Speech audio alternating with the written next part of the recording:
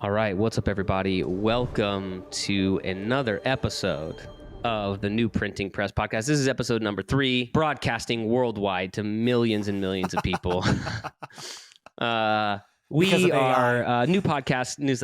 Exactly, because of AI. Exactly what we have. We just talk about church and technology and innovation, are having a good time doing it. And I'm here with my good friend, Vance Roush, founder, CEO of Overflow. Vance, what is up, man? How are you? Mike, man, I've been waiting for this moment. Literally I waiting know. for It's the long overdue, invitation to be on a pod bro. with you. What an honor. I'm really You excited for this know, conversation. the thing is, Vance, is it's a little bit like Joe Rogan, you know? So like if you have a book, when you come on this podcast, you're going to shoot to the top of the bestseller list. So I have to, I got to wait. It's You got to be selective. I get it. man. I get it. Yeah, gotta be selective, bro. No, dude, I'm actually okay. So I'm stoked to have you on here. I'm bummed because I was supposed to see you in person last week. I know. And then, dude, I got sick. My family, it was just I'm so crazy. sorry But to you hear just that. had FlowCon, your first conference. Tell You us, had you tell had us about massive that. We'll get FOMO. into. You, Bro, I had you, I told you, I was like, I'm not going on any social media because I don't want to, like so many of my friends and people I love in one place, and I'm just by you and the myself with a thousands of fever. others that missed out just had massive Yes, FOMO. that's You right. know? That's right. But That's right. honestly, we had this idea, several months ago because we've had this insight that there's this felt need, especially in the kingdom, of kingdom-minded entrepreneurs that are looking for community, right?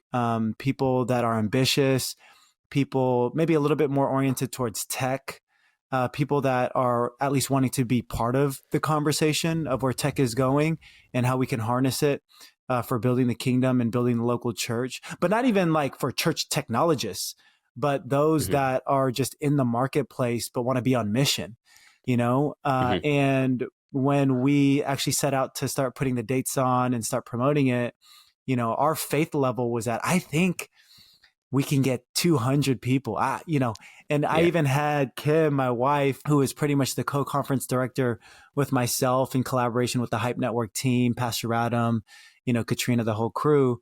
I had her print 200 shirts because I was like, surely that's the max of the type of people that would resonate with this. Bro, we had over 350 paid registrations and people that came in from all over the world. Like it was really such a big blessing. It impacted me a lot to see that many people that identify themselves as kingdom-minded entrepreneurs, venture capitalists, people that are just super earnest and hungry to have conversations, to make connection. We called it a collision of collaboration, right? And it was really, really cool. We had over 7 cities represented, also people traveling internationally from Zurich, from cities all across Mexico and India that traveled in. We had over 60 churches represented in the room, over 190 companies represented in the room. So founders, business owners, C-suite executives, and everybody with no other agenda outside of believing this premise that we had for it. You're one connection away from your breakthrough. And I haven't even heard all the stories yet. And I'm sure they're going to continue to roll in over the next year or so. But I really do believe of the stories I've heard so far, people found breakthrough, whether it was in the incredible content that we were able to provide from people like Chiwa Chen, who was an early investor in when it was called The Facebook, right? People like Nancy Duarte, who has coached all the legends at Apple in their presentation design for events like WWDC and things like that. Mackie Saturday, who created the brand for not just Instagram, but for also the Bible Project. These people gave gold, dude, just gold. And so people, I think, got breakthrough through content, but we had Kingdom Networking, which that might trigger some introverts networking, but it was good. People were really, really, I think, blown away by how many people are identifying themselves just like them, right? People that are, in tech, people that are entrepreneurial, that are unashamedly pursuing a life of Jesus. And I think it just was like kind of this aha moment for everybody. Hey, we're not alone. Dude, and you guys do such a good job of, whether it be at Vive, any gathering I've ever been to that you guys have put on, it's funny. You said like the networking thing, and you sort of said like introverts are going to be triggered. The thing about what I've found is like being around you guys is it doesn't feel like, when you go to like a lame networking event and it's like posturing and who do I talk, like there's never been a time where I've been around something you guys have put on where it felt like that. But there hasn't been a time where I haven't walked away with like a really great relationship or a really good friendship. You know what I mean? And you guys facilitate that so well. Dude, I mean, at Vive Conference was really where I think validated that Pulpit AI could potentially be a thing, Wow. There was like a little breakout session that I got to share on, and we had just started it. I mean, our logo was AI generated. It was the worst, like the worst ever. But it was like literally, I think literally talked for like 6 minutes, and I got down and I was like, whoa, okay. The way that the people responded just from that, like if we can execute, we may have something that a few people want, And just since then, the relationships I've built, the people I've met, man, you guys do such an awesome job with that. And I want to talk about that in a second. I want to talk about Vive and the culture you guys have built, because I think it's really, well, that really thing special. that you're a part of, right, is we kind of did a Shark Tank in the church parking lot, right? That seems kind of heretical. I don't know, but it was awesome. Yeah. Well, and you guys were like at the time I was like kind of building something else, and you guys were like, come share about that. And I kind of was like, okay, sure. And then afterwards I was like, actually, I'm doing this new thing. And can I go ahead and share about that instead? And, but that was so cool, man. It was like, yeah, just a bunch of people working on a bunch of really cool stuff and being given a place to like share about it and meet people that could help. I mean, gosh, man, I had people coming up to me afterwards offering all kinds of just advice, thoughts, help. Let me connect you to this person and that person, and not in like a weird way, but in like a very genuine way. Dude, I want to get back to that in a second. But before we do that, just like give me the quick, like 1 minute and a half. You helped plant Vive Church. There was a problem that you came up against while being the executive pastor at Vive Church that led you to start a company that you guys just raised $20 million. Congratulations on that, by the way. That's huge. It's so cool to see faith-based companies getting the love, in Silicon Valley. So just give us, like, for someone who doesn't know you, doesn't know what you guys are about, give us a quick overview where people can find you so that we don't forget to get to that. Yeah, on the founding team of Vive Church. That's a big blessing to Kim and I, my wife, that we get to say that. Met Pastors Adam and Kira through Twitter. That's a whole nother story. And planted the church alongside with them 12 years ago, right? 7 people in a living room. God's really blessed it. We're really thankful for that. God's moving in the Silicon Valley, and we have thousands of members now that call Vive Church home. Praise God. A lot of people coming into salvation through Vive Church. And so fast forward, some years later, operating in the seat of executive pastor, by the way, a lay pastor. So still, doing stuff in tech. I started my career at Google, but ultimately, something in 2019 that became very apparent was that people wanted to give in the form of non-cash assets, particularly stock and crypto. And at the time, the Silicon Valley based church didn't have an easy way to be able to receive those type of gifts. And when I was looking into it, I was like, oh man, I think this could be big, especially with the type of people in our church that half of their compensation comes in the form of stocks, right? Google, Apple, Facebook, this is how they have historically compensated their employees.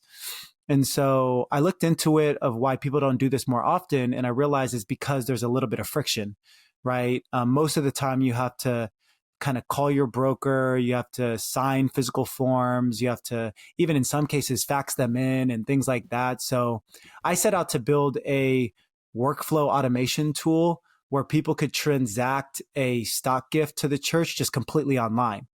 And I thought that was going to serve just a few people at our church to make it easier for them, and that we were going to raise, maybe thousands of dollars. So I built it, called it Overflow, emailed all of our givers, said, hey, many of you have asked me about stock donations or crypto donations. Apparently, it's the most tax efficient way to give. You could do so now, more easily through this platform called Overflow. And I sent that to 1,000 active recurring donors. And to my surprise, 32 people responded within 3 days, and we raised $1.1 million. Jeez. In a really short amount of time. That's crazy, man. And so it was... That's crazy. It was wild. And that was the origin story to your question, Mike. And since then, I mean, obviously, any executive pastor that gets to tell the news to their lead pastor about I was that, about to that's say, like, you know, yeah, that's really yeah. exciting to be able to do. Right. And part of the journey, which is really cool about this relationship, is Pastor Adam was very releasing about it. He basically said, "Hey, Vance, this is actually not just for Vive. This should be for the kingdom." And when we had that conversation, it was kind of like a starting gun in my spirit of like, oh, Mhm. wow, okay, there's a bigger kingdom opportunity here. And I went on the journey of then raising some funds, putting together a team. And then we officially launched Overflow as a company in July 2020. It's been like off to the races ever since. Dang, that's amazing, man. Yeah. Okay, I love that you sort of talked about Pastor Adam sort of kind of saying, "Hey, I think there's something bigger here," which you Yeah. had an idea. You guys have a really cool relationship. Mm. And that's something that I think a lot of people, you know, if you're listening to this, whether you're building something, whether you're a business person, a senior pastor, lead pastor, what I have seen, and I've been able to be really up close to Vive. Yeah. Gosh, man, Pastor Adam's on the board of our church in LA. Yep. Like, you know what I'm saying? Like, so I've been able to see and be around. And I think there's such a cool culture. And like, I will skip over one thing because I want to, you touched on it. And so now my brain is not going to let me deviate away from it. I think Vive, when people have asked me about Vive, or kind of just the ecosystem that you guys are building and have built, and that's with Vive and Overflow and all of it. What I always say, in fact, what Jake and I always say is we just say they create their own weather. They do what they do, how they do it. And that's like the utmost compliment, because it's like, it's super disorienting. It's disorienting to kind of see the innovation and the bigness. But then at the same time, like, when I get around any of the people that work for Pastor Adam, they feel like you can just tell they're like discipled and led and pastored and cared for. So there's this weird, like, and you know what I mean? Like, Yeah. you know, when you're around church staff and you know that like they're not loving. I totally you know know what I'm saying? For We don't have sure. to say anything else about that, but you know what I mean? Like, Yeah. and I think part of that is the big thinking Yeah. that you guys all have, but then the releasing nature of like, just talk to me about the culture of Vive. Yeah. The culture of innovation, but even beyond that, the culture of like leadership and discipleship that exists. I know we're getting a bit off topic, but I actually think it's part of the real grace and anointing that God has on your church. Talk about that. Has it been easy? What's that like? What's it like to be on staff and talk about to your senior pastor about like, hey, I'm gonna probably be carrying less at the church because like I'm gonna go start this company, and right. You're gonna believe, like, I don't know, just talk to me about all of that. Yeah, it's a really good question, man. And thank you for saying everything that you did. I love that word disorienting. I do take that as a big compliment because it's something that, being in the weather that we've created ourselves, I'm constantly disoriented personally as well. And I think it comes from this premise that, you know, churches, especially if you're a growth-minded church, I think generally are on board with vision, right? I think everybody is on board with that idea, right? Habakkuk 2, you know, even of the idea of big vision, right? I think people are down for that. I think what is unique maybe that we've found is, you know, giving some wind and giving some momentum behind this ecosystem that we're building is definitely number one, this bold vision, this kind of crazy, audacious faith type vision. And part of that is definitely Pastor Adam's personality, right? So part of that is his anointing, I think, for sure. Obviously, having the courage to sell everything in Australia, move your 3 young girls, your whole family basically from Newcastle to the Silicon Valley with no money, no connections, no predetermined housing, you know, that is the type of personality that he has, right? And not even saying that there's not fear and doubt that creeps in, but we're going to do it scared, and we're going to do it believing as if the God of the Bible is true, right? And will meet us in that place. And so that's always been the Pastor Adam I've known. So that's definitely part of his personality. But what I would say, I think, makes us maybe unique, or what I've seen has lent to our distinction, is that it's not just big vision and talking about big vision, but it's substantiated with real action. Does that make sense? And so I love that you said ecosystem. Part of it is, being in the Silicon Valley, we're exposed to some resources, into some very real people that we can say pretty crazy things.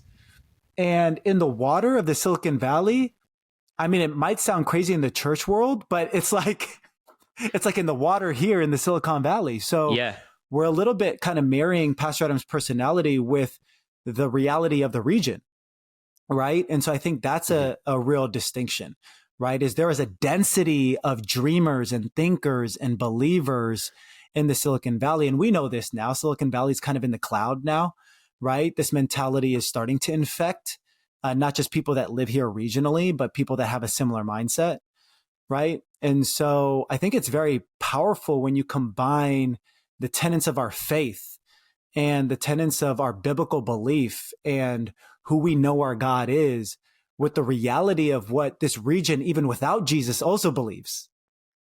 Does that make sense? And so I think that's part of the distinction there that we've really embraced. A lot of the things that we do, we kind of align with the Silicon Valley. And I'm not saying we always agree with the way that Silicon Valley does things.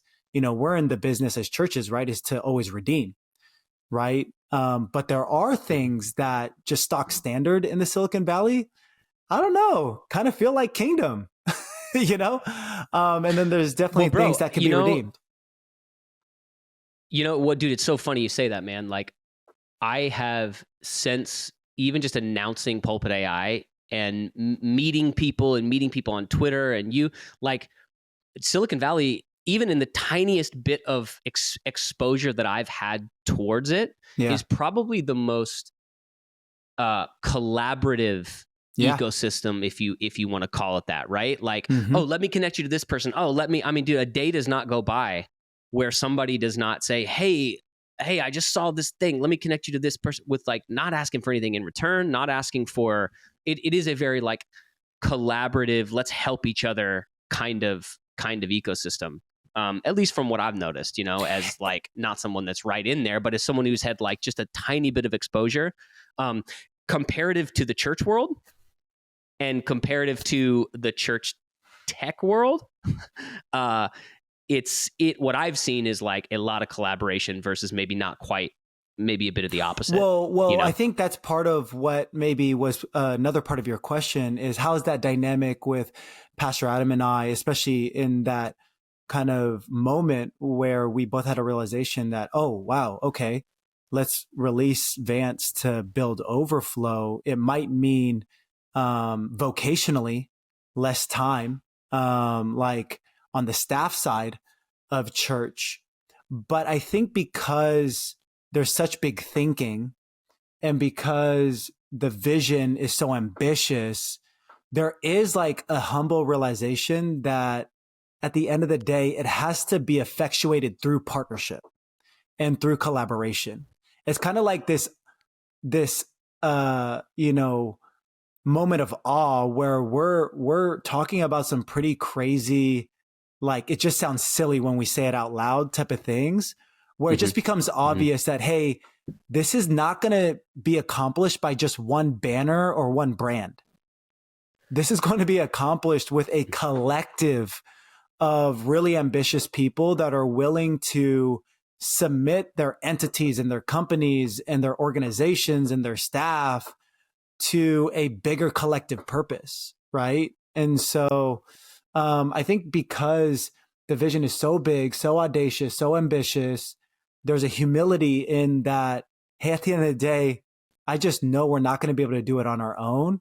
So if that means Vance is going over here, Pastor Adam's going over here, this person in our church is going over here. And we just have this mutual understanding that, hey, at the end of the day, we're all part of this kingdom advancement goal. Then it becomes, we all embrace it, right? Yeah, dude, I love that. Okay, let's talk about innovation in church. So I'm working on a theory, and I want to know what you think about it. Dude, this podcast is going to get me some.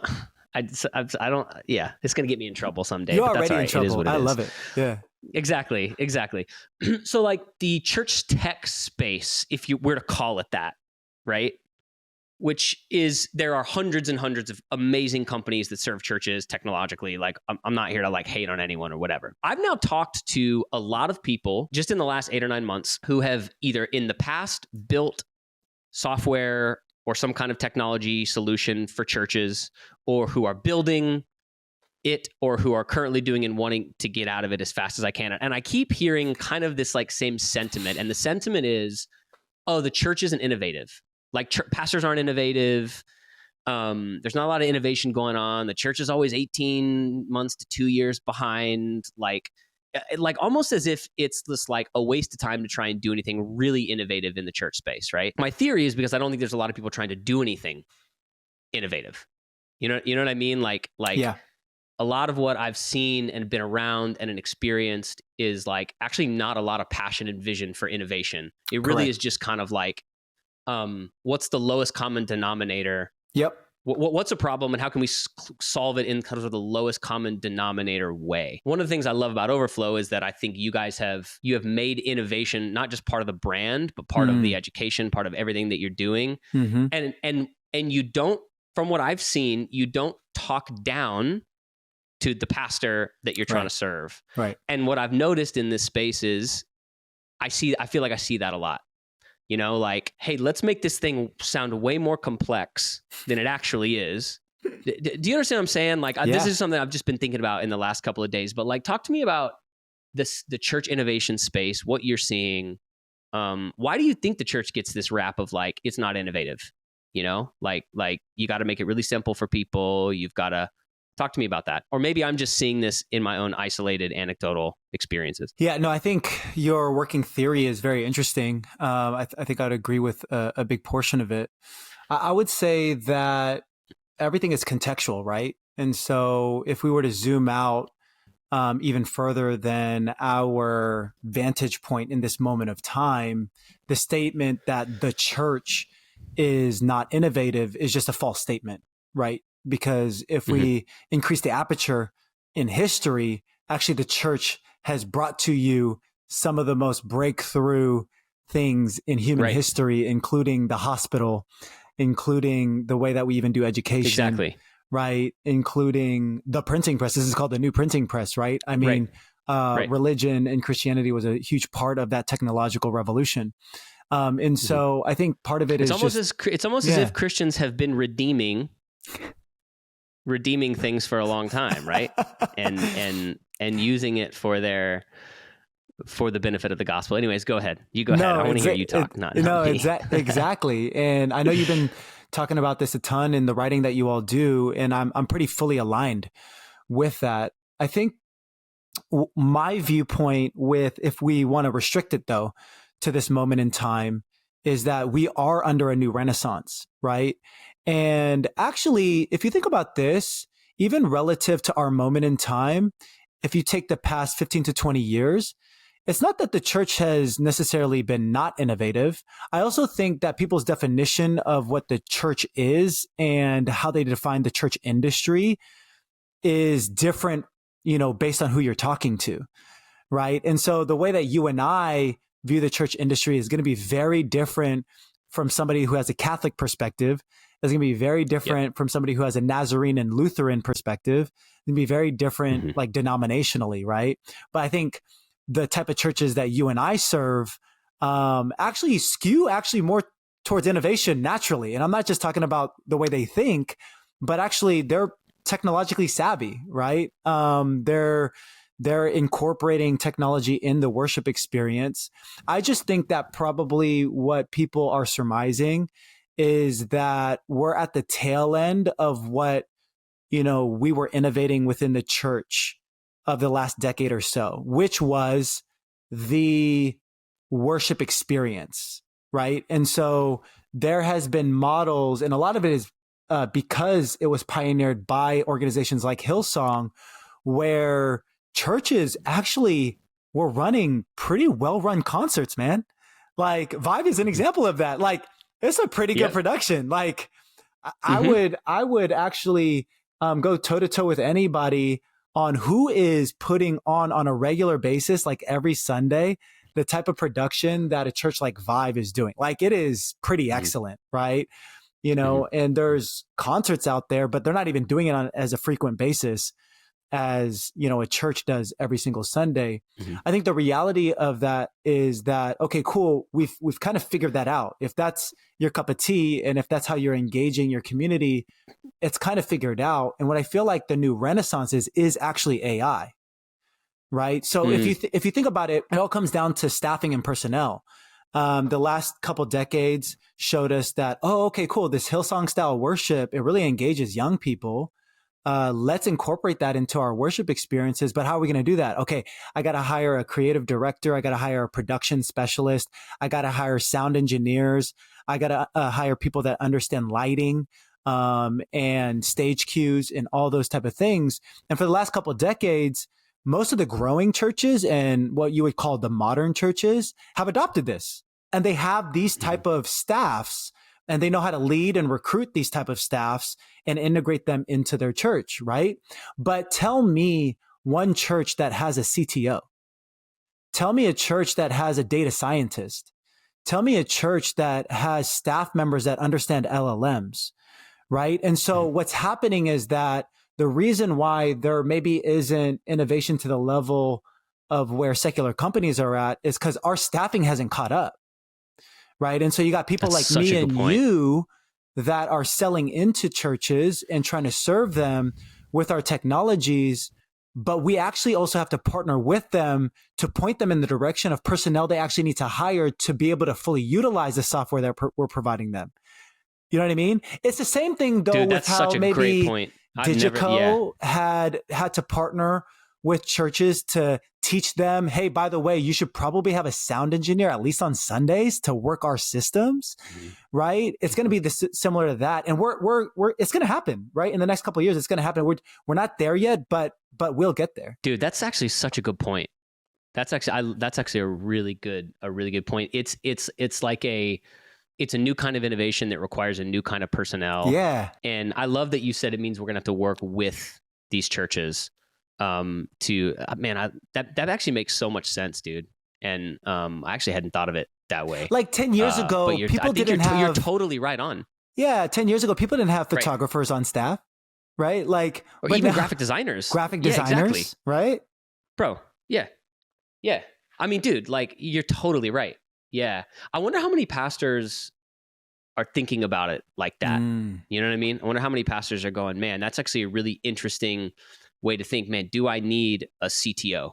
Right? Like, you know, not like right? Like, and what does that mean? And how are they innovating the way that our workflows work, and how we're keeping track of our people, and how we're keeping communication with them, and how we're measuring the health, and taking all of the data, right? And figuring out, man, that makes so much sense, dude. That's such a good point. Okay, let's close on talking about AI. So you chat with a lot of churches. What I love about you, bro, is you are like, man, I feel like I always see you with customers and people and friends. You are like face to face, in the room, building relationships. And I think a lot of that comes because of what you guys do is such a huge piece of a puzzle for a church, right? When it's connected to their finances, right? But like, what are you seeing in regards to AI? Like, what are people talking about? I see a lot of these surveys going around, and I'm sure some of them are accurate, but what I see is like, oh, the church is really worried about AI, or they're very afraid of it.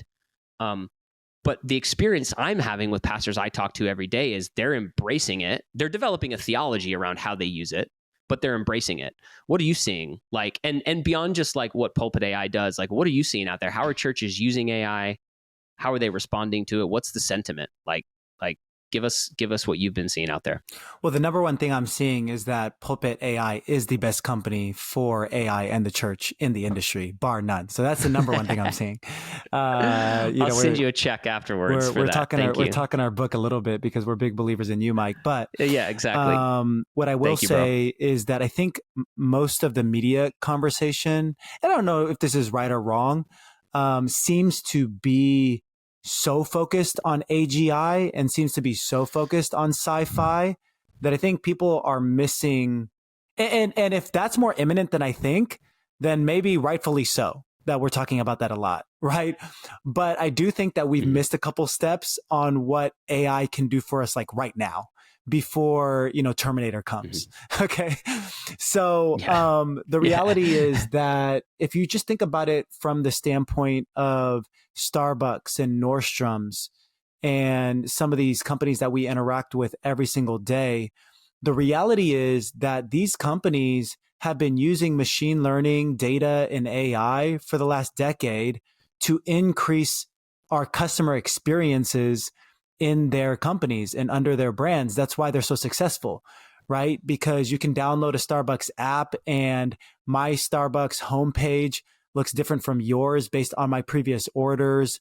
I open up Netflix and it looks different from yours based on my previous watches, right? I log into Amazon.com and my page looks different from yours based on my things that I've ordered on Amazon. This has already been happening. People have already been exposed to AI for a really, really long time. It's just we've coined a whole industry around it, and we've put Sam Altman as like the poster child for it, and he's all about AGI and AGI taking over, and so we're getting freaked out about it. But I think, whatever happens there, I'm not sure. Theologically, I believe God's in control. But I think if we spend too much time focusing on that, we're missing that, hey, church, like we're in the business of knowing our members better than Starbucks. I hope we would be in the position to want to know our members better than Nordstrom's. But the reality is Nordstrom's has figured out the way to stitch together software on the internet, on mobile, with machine learning, mining all of our data, making it useful so that they can follow us online and show us that Chelsea boot. Or does anybody wear Chelsea boots anywhere? I don't know. That we had searched for, a week ago, and deliver up this kind of personalized web experience, right? And that's what AI has powered. So if we just take it from there, right? We should all, as church leaders, as pastors, as people that want to advance the church, we should just be thinking about solutions that are going to better engage our church member, right? And there are just simple things. We don't need to go to robots yet. There are just simple things like assimilating people in the church with the right message and with the right piece of content that is going to allow them to take their next step in their faith in our churches. And that's genuinely why I love, platforms like Pulpit AI, because it's taking a part of that ecosystem and saying, hey, we have this part, Pastor, let us hold this part for you. Let us help you apply AI in this very useful part where we can help mine your sermons, where we can help annotate your sermons, where we can make it useful for you in sermon development. But not only that, think about strategic and intentional ways to produce output that is not just about, what's going to get more hits than, the most viral pastor out there. But no. How am I going to better disciple my congregation? Right. And so I just think that a lot of the fear mongering and a lot of that conversation is really just based on this entertaining media narrative. But let's be entertained by it. But let's really take a step back and really distill it down. How is this going to help a church member? Because I'll tell you right now, AI definitely has the potential to help your church members. Dude, that's so true, man. Man, that's so good and helpful. Okay, before we close, it's late on a Friday. I'm sure you're ready to get home to the fam. Like, give us just a quick, where can people find you, man? Like, talk to us about Overflow. like, tell us what you're doing. Cause I do think that you guys are, you mentioned kind of the Nordstrom and the Starbucks and how are we having a deeper connection with our church members. It seems to me from what I've seen that what you guys are building kind of does go beyond just, hey, we help facilitate giving from different kind of assets, but you guys are building something that really goes beyond that. So whatever you're able to share, man, like where can people find you? What are you guys up to? What's happening at Overflow? Yeah, I mean, we honor a lot of the church technology companies that went before us and pioneered this space, right? One thing that we've seen several of the bigger church technology companies do is build organizations that are geared towards being the one-stop shop technology company for the church, right? And that's not necessarily a right or wrong strategy. It's just a very specific strategy, right? And so while everybody is zigging on that, where we feel like we're differentiated and where we want to zag is say, hey, church, we're never going to build our CRM. Not passionate about that. We're not going to build a streaming service. Don't know how to do that. But anything related to finances, we want to help. And we're going to build specific technology related to finances. And so when we announced our Series B, we shared a little bit about that product roadmap. And so a lot of people know us for giving, which is amazing. And the next product that we're going to release later this year in general availability is our spend management product, right? And so if you think about it, if you are working with Overflow and we see your giving and we also see your spending, we can actually empower you with the right type of lending that you need in terms of if you want to pursue buying buildings, for example. And so if we see that whole picture, then we can get you low rates on lending. We can make sure that you're underwritten appropriately without even needing to produce a financial statement, right? And so our whole expanded mission is not just to increase generosity for the local church, but to make sure that the local church can be funded for expansion, right? And so that's what we're really focused on in the next 12 to 18 months. You can find us at overflow.co, not .com, because that's $2 million right now. If somebody wants to invest and help us get that domain, God bless you. We will. Someone can find me pulpit.ai. We'll take that. Exactly. Yeah, I hear you, bro. It's tough out here. Exactly. Yeah, And so overflow.co.co. And then me personally, Vance Roush, Instagram, LinkedIn, and X. Would love to connect. Awesome, dude. Well, man, thank you. Thank you for being on. Thanks for taking the time to chat. Thanks for what you're doing for the church. And honestly, man, thanks for what you've done for us, for me. I've been running ideas past you for a long time. Yeah. You've been walking with me with this since the beginning, helping me make big decisions, tough decisions, and honestly, just being a big encouragement. So I love you, dude. Thank you. Love and you, man. Man, I appreciate you being on. We'll have you back on. Appreciate it. Amazing.